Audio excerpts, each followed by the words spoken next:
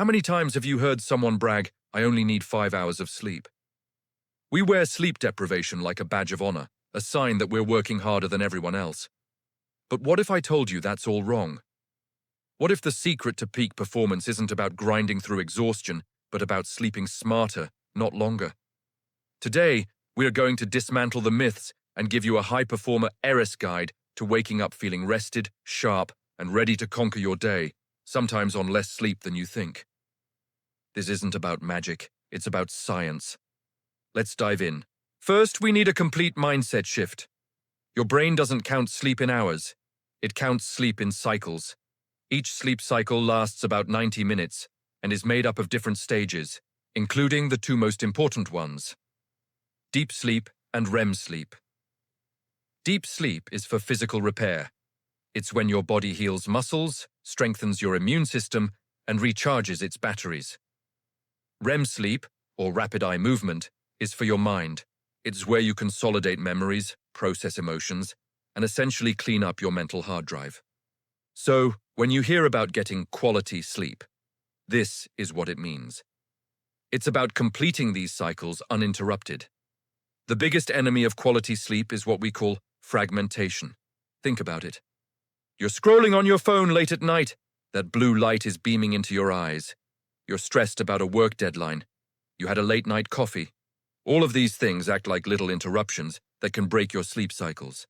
You might be in bed for 8 hours, but if your cycles are constantly being broken, you wake up feeling like you barely slept at all. This is fragmented sleep, and it's the reason you feel so groggy. Now let's go back to that person who claims to thrive on just 5 hours. Are they superhuman? Probably not. It's more likely that they have unknowingly perfected their sleep cycles. They get into deep sleep quickly, stay there, and complete their cycles with incredible efficiency. Or they're using strategic naps to supplement their short nights. The key takeaway is not to confuse their tolerance for exhaustion with genuine optimization. Our goal isn't to just survive on less sleep. It's to thrive by making every minute of sleep count. So how do we start optimizing our own cycles? It all begins with mastering your internal clock, also known as your circadian rhythm. This is your body's 24-hour master clock that tells you when to be awake and when to be sleepy. The most powerful way to set this clock is with consistency. I'm talking about a strict sleep and wake time. Yes, even on weekends. When you go to bed and wake up at the same time every single day, your body learns the rhythm. It knows exactly when to start releasing melatonin, the sleep hormone, making it easier to fall asleep. And it knows when to start winding down melatonin production, making it easier to wake up. Now for a game-changing tactic. Instead of thinking, "I need to get 8 hours of sleep," start thinking in 90-minute blocks. Aim for a total sleep time that's a multiple of 90 minutes. That means shooting for 7.5 hours, which is 5 cycles, or 6 hours, which is 4 cycles, maybe even 4.5 hours on a particularly busy night. Why? Because this dramatically increases the chance you'll wake up at the end of a sleep cycle, not in the middle of deep sleep.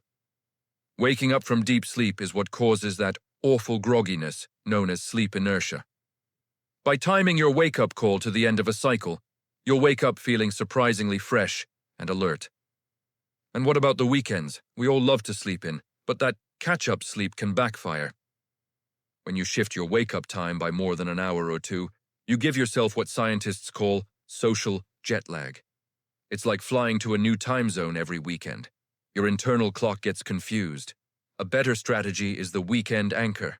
Try to limit your weekend lie-in to no more than 1 hour past your weekday alarm. This keeps your circadian rhythm anchored and prevents that Monday morning zombie feeling.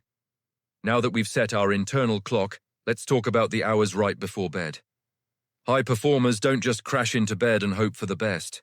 They have a deliberate power-down ritual. I call it the 3-2-1 rule. It is a simple sequence to signal to your brain and body that it's time to rest. 3 hours before bed.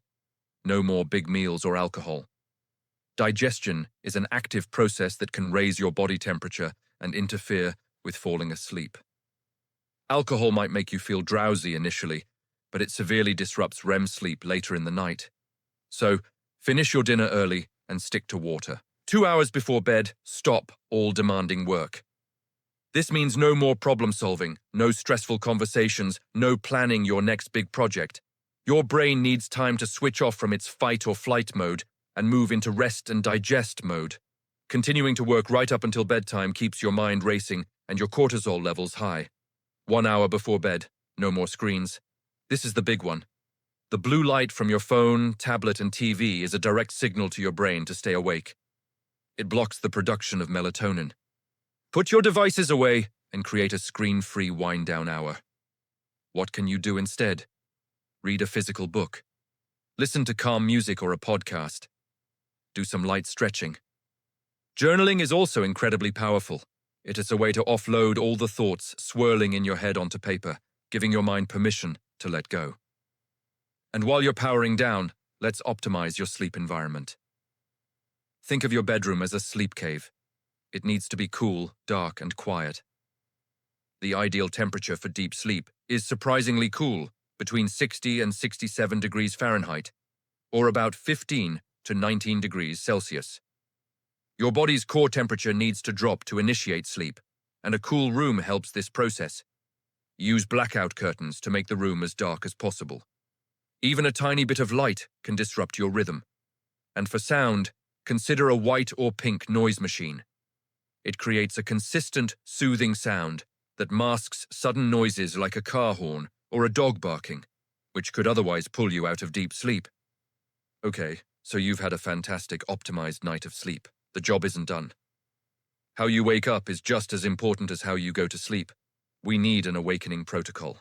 The moment your alarm goes off, the very first thing you should do is get exposed to natural sunlight. Open the blinds, step out onto a balcony, or just stand by a window for 10 minutes. Morning sunlight is the most powerful signal to your brain to shut off melatonin production and start the day. It triggers the release of serotonin, which boosts your mood and focus. This simple act resets your circadian rhythm for the entire day ahead. Next, you need a quick energy hack. To shake off any lingering sleepiness, you want to activate your sympathetic nervous system. This is your body's gas pedal.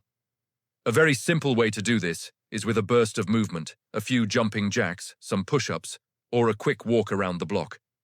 Another powerful method is a splash of cold water on your face, or even a 30-second blast of cold water at the end of your shower. This shock to the system triggers the release of dopamine and norepinephrine, which are your body's natural energy boosters. It's far more effective and sustainable than immediately reaching for a cup of coffee. Finally, all of this comes down to one crucial mindset shift. Stop thinking of sleep as a luxury or as wasted time. Sleep is a performance tool. It's not laziness, it's strategic recovery. Every hour you invest in quality sleep pays you back tenfold in improved focus, better emotional regulation, sharper decision-making, and more creativity the next day. A rested mind is a powerful mind. When you view sleep as an essential part of your training, just like practice, nutrition, or study, you stop fighting it and start leveraging it. You will be amazed at how much more you can accomplish when you're not running on empty. So, challenge yourself. For 1 week, try implementing these strategies. Master your cycles, stick to a consistent schedule, use the 3-2-1 power down ritual, and create your awakening protocol. You'll not only feel better, but you'll perform better in every area of your life. Sleep isn't the enemy of success. It's the foundation of it. Thanks so much for watching. If you found this guide helpful, hit that like button and subscribe for more strategies to help you perform at your best. Let me know in the comments which tactic you're going to try first. See you in the next video.